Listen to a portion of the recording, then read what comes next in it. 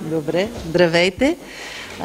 Няколко теми обсъдихме на националното ръководство на Демократи за силна България. Аз ще се спра на една част от тях, господин Иванов на останалата, по ресори, по интереси. Естествено, една от темите беше стартиращия избор и процедурата за Висш съдебен съвет. Утре предстои заседание на парламентарната комисия по правни въпроси и за първи път ще има едно толкова голямо изслушване с присъствието и на медии, и на журналисти, и на неправителствени организации. По този повод искам да напомня позицията на Демократи за силна България. Ние не издигнахме кандидати за членове на Висшия съдебен съвет, защото смятаме, че не е работа на Народното събрание, на един политически орган да излъчва хората в съдебната власт. Това е позиция, която заявихме, която е крачка напред с предходната, която беше за това, ако парламента въобще избира хора във Висшия съдебен съвет, това да бъде с квалифицирано мнозинство. Видяхме обаче, че дори квалифицираното мнозинство от 2/3 не помага да се избират най-достойните кандидати, а наново се стига до сговаряне между политическите партии. Затова и направихме развитие на нашата позиция в посока на неиздигане на кандидати и в тази връзка искам да заявя, че ние, депутатите от Демократи за силна България, когато дойде момента да се гласуват кандидатите за членове на Висшия съдебен съвет, няма да участваме в това гласуване, тъй като смятаме, че последователността на една позиция води и началото и края на една процедура. Тоест, след като не издигаме, няма и да подкрепиме никой един от кандидатите, което не означава, че няма да участваме в процедурата, която предстои. Ние ще участваме, ще задаваме въпроси, ще искаме информация от всеки един от кандидатите, които са членове на Висшия съдебен съвет, и то ще искаме тяхните позиции за най-важните въпроси, свързани с съдебната власт. Как да се реформира съдебната власт? Как да стане тя ефективна? Как да стане така, че да има разпределение на тежестта на делата и на районите? Ще бъде ли извършена най-после административна реформа вътре в съдебната власт? Да поясня какво означава. Да имаме разпределение на съдилища и прокуратури, съразмерни с натовареността на съдии и прокурори, а не в едни съдилища да има стотици и хиляди дела, а в други почти да няма работа от съответните съдии и прокурори.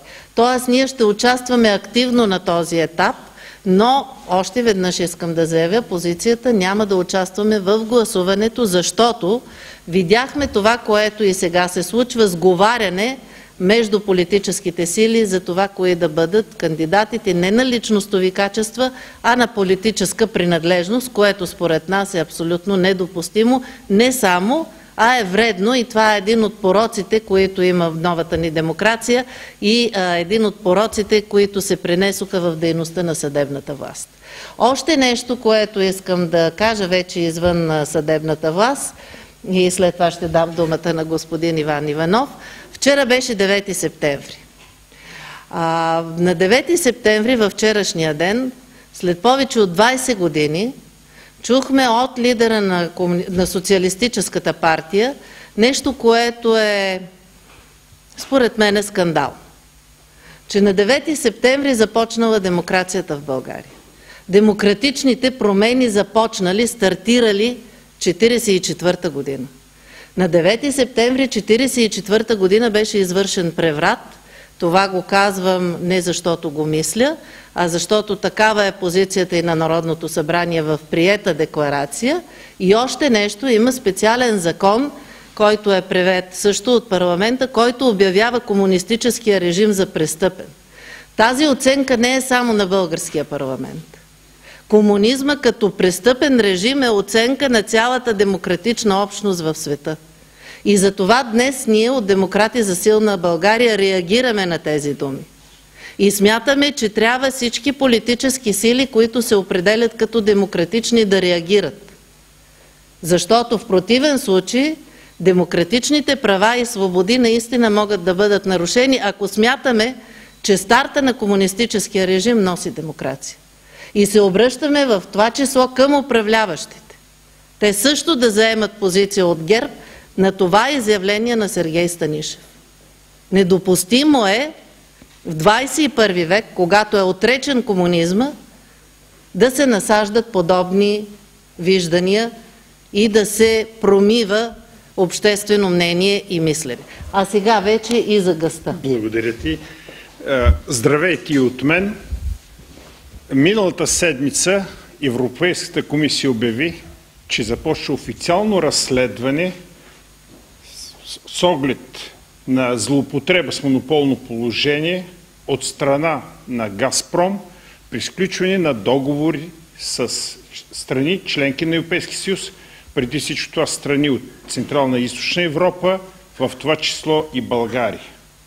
Европейската комисия е събрала сведения, че по неправомерен начин Газпром поставя условия при сключването на подобни договори, условия, които всъщност изхождат от монополното положение на тази компания в тази част на Европа. За нас, Демократия и силна България, няма никакво съмнение, че последното от тези сведения се явява договореността във Варна, където руската страна, Газпром, обвърза с датата, до която ще се сключи нов договор за доставка на природен газ на България, 15 ноември, с подписване от България на инвестиционното намерение за строителство на Южен поток. Това обвързване на договора с конкретен газов проект е наистина нарушение на нормалната практика в такива случаи при подписване на газови договори. Демократия силна България. Приветстваме решението на Европейската комисия, защото ние самите сме силно потърпевши от цените, по които Газпром продава газ на България. Нещо повече, многократно сме изразявали позиция, че това, което направи Румен Овчаров с известното допълнение номер 11 към договора за доставка на природен газ за България, ощети българския бизнес и българските домакинства с повече от 1 милиард лева. Като 4 години предсрочно беше денонсирано официално споразумение между България и Газпром, което беше изключено през 1998 година от правителството на ОДС с министър-председател Иван Костов. Заедно с това Демократия силна България настояваме българското правителство да окаже пълно съдействие на Европейската комисия и на специализираните органи на комисията, които извършват разследването, като предостави всички материали, свързани с досегашни договорености между България и Газпром, включително някои от тях, които продължават да бъдат пазени в дълбока тайна. И като имаме предвид, че на 15 ноември би трябвало до тогава да бъде подписан новия договор за доставка на газ на България от Газпром, ние настояваме първо във всеки етап на преговорите представителите на правителството да съгласуват своите позиции с Европейската комисия.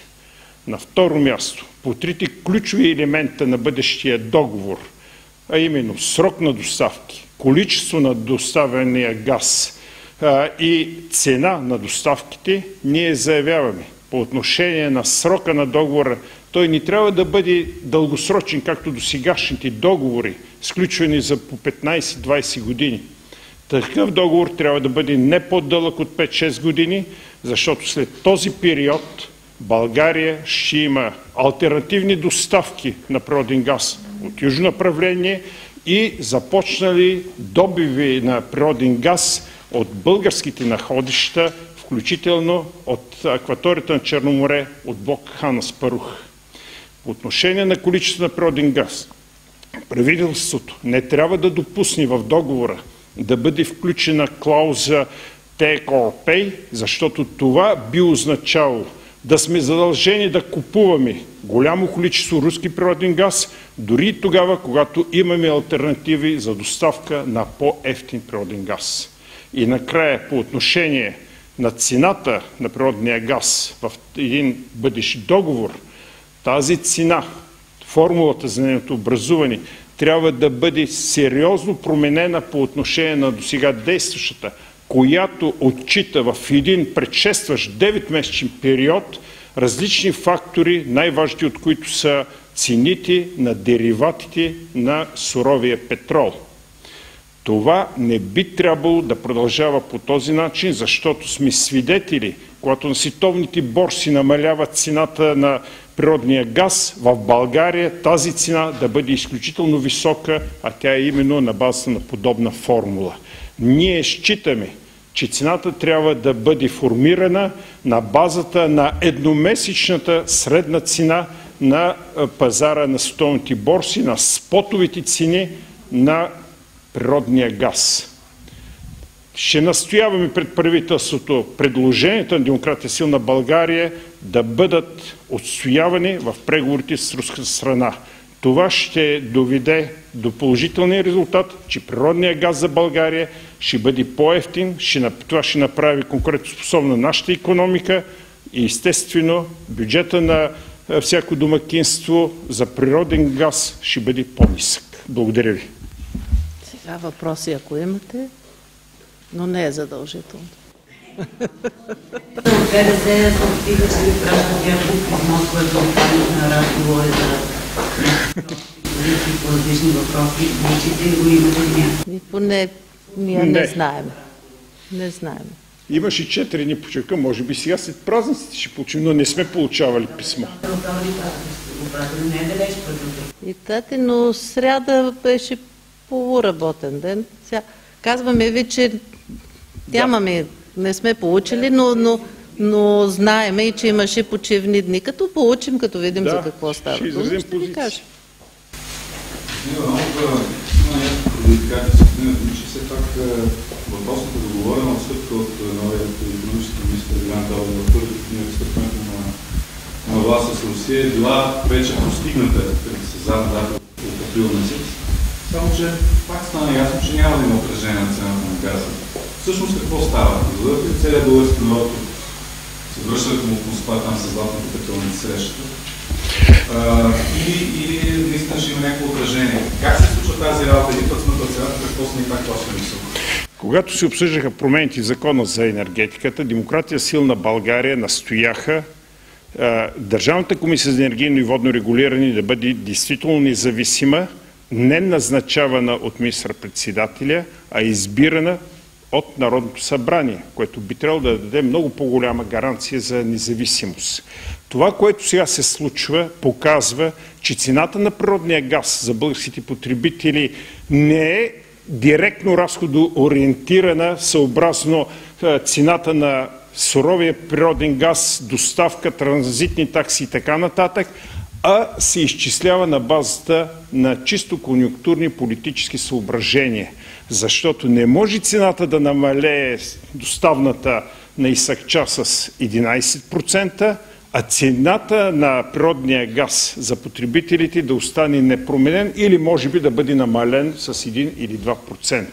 И да се говори, че по този начин се компенсира предишни загуби, търпяни от Булгаргаз. Защото това пък означава, че преди това цената е била задържана също, без да се държи сметка за реалните разходи на Булгаргаз за закупуване и доставяне на природния газ. Държавната комисия за енергийно и водно регулиране всъщност по този начин доказва, че тя не определя обективно цената за бизнеса и потребителите. Госпожо Михайлова, казахте, че няма да участвате в избора на гласуването, защото политическите партии според вас се отговарят. Току-що господин Иванов каза, че ако се избира ДКЕВР от Народното събрание, ще бъдат независими. Бихте ли конкретизирали кои партии се сговориха? ГЕРБ и БСП ли специално визирате или ГЕРБ и ДПС? И трите. И трите. И трите. Не, аз почти... Много ми е трудно, защото не познавам повечето хора и не можах да запомня имената. Сега просто ако тръгна да казвам имена, няма да кажа нещо вярно. Но то не е много трудно. по това кой ги е предложил, да се разбере какво ще бъде избрано. Разбира се, процедурата предстои, ще видим. Защото зависи все пак и как ще се представят тези хора. Възможно е, въпреки да има договореност за конкретен човек, да се окаже, че точно този нещо да не бъде съвсем както трябва при представянето си. Но факта, че от ГЕРБ са предложили по-малко кандидати, факта, че бивши инспектори от БСП и ДПС са предложени от БСП и ДПС, на мене ми говори, че тези бивши инспектори, предложени от БСП и ДПС, ще станат настоящи членове на Висшия съдебен съвет, както и предложените хора от управляващата партия. Но тъй като не участваме в договарянето, не мога да го кажа с 100% кой е точно хора. Например, за мен остава неясно и ще разбереме в времето дали на РЗС кандидата ще бъде предложен, т.е. допълващия, дали от Атака ще бъде допълването, дали от СДС ще бъде допълването. Там има едно неизвестно на кой ще бъде. Ще видим, като не участваме в договорености, не можем да кажем, можем само да предполагаме от това, което виждаме като действие от страна на политическите сили. Обаче правната комисия все пак реши априори гласуване, в крайна сметка да е анблок на кандидати. Не е анблок. Не е анблок. Имате грешка. Всеки по-отделно ще се гласува. Да, по азбучен ред. Вижте, процедурата, ние затова ще участваме в разискванията. Процедурата е коректна. Ние сме заявили, че подкрепяме този прозрачен начин на провеждането. Тук не можем да бъдем на различна позиция. Възможно най-прозрачния от както съществува Висш съдебен съвет.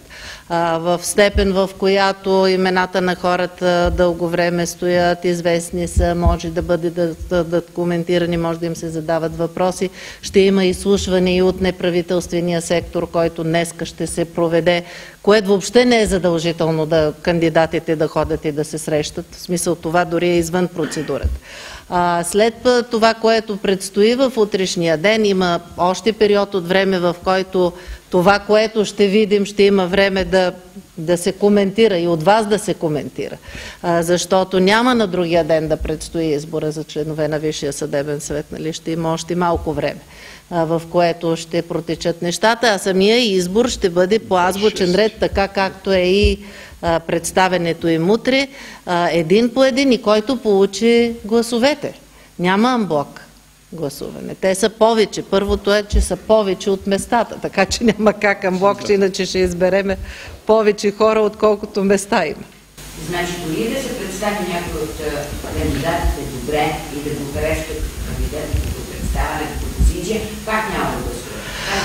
Да, няма да гласуваме, защото такава е позицията ни, че няма да предлагаме, че не е работа на парламента да избира членове на Висшия съдебен съвет. И тук още нещо, понеже питате, няма да гласувате. Преди да преизтече срока за представяне на кандидати за Висш съдебен съвет, към нас се обърнаха, както и към други се обърнаха, представители на неправителствени организации с кандидатури, които са издигнати от средите на съдебната власт. Ние имахме среща с тях и тогава им обяснихме, че ние имаме политическа позиция, която е в разрез с това да издигаме кандидати. И поради това и не сме издигнали кандидати, макар и предложени вътре в средите на съдебната власт. Ние смятаме, че истинската реформа на съдебната власт минава през конституционна промяна. Трябва да бъде сменен модела, по който се конструират органите на съдебната власт. В това число и кадровия орган, Висш съдебен съвет. В това число съдебната власт да не се състои от всичките парчета, които са в момента, които не са съд, не са правораздаване. Нашите позиции са отдавна известни и ние като последователна политическа сила седиме на тях и заявяваме, че няма да издигаме, няма и да гласуваме. Иначе другото би било доста непоследователно поведение.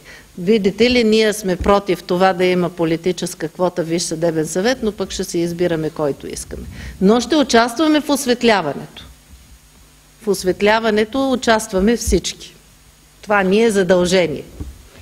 Мога ли да допълня нещо, защото вие ме споменахте? Аз казах, че избора на ДКЕВР от Народното събрание ще го направи относително по-независим.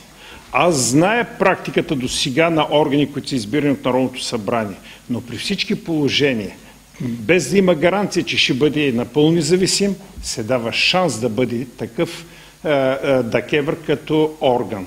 Докато в сегашния случай министър-председателя е пряко работодател на тези членове на Държавната комисия за енергийно и водно регулиране и по такъв начин те се явяват пряка функция на изпълнителната власт, независимо, че те говорят, че са независими. На моя въпрос от кого, Ангел Семерджиев отговаря от стопанските субекти в областта на енергетиката. Ние не говорим за стопански субекти, ние говорим за политическа зависимост на Държавната комисия за енергийно и водно регулиране. Министър-председателят пряко говори за високата цена на горивата в България и енергетиката. По отношение на високите цени на горивата в България, ние сме изразили съвсем ясна нашата позиция, а тя е, че има злоупотреба с монополно положение на пазара от страна на доставчика Лукойл. И второ, това, което направи крайно неприятно впечатление, че след като Комисия за защита на конкуренция заяви, че има сведения за картел между 4 компании начело с Лукойл, след това тихомълком оттегли своите основания за картел и не ги направи дори и публично известни. А правителството, което имаше право да оспори решението на Комисията за защита на конкуренцията пред Върховния административен съд, не се възползва от това. Това дава достатъчно основание да считаме, че реално своите действия правителството на ГЕРБ, начало с Бойко Борисов, всъщност покровителствува монополите и олигарсите в България за сметка на българския бизнес и българските граждани. Благодаря ви.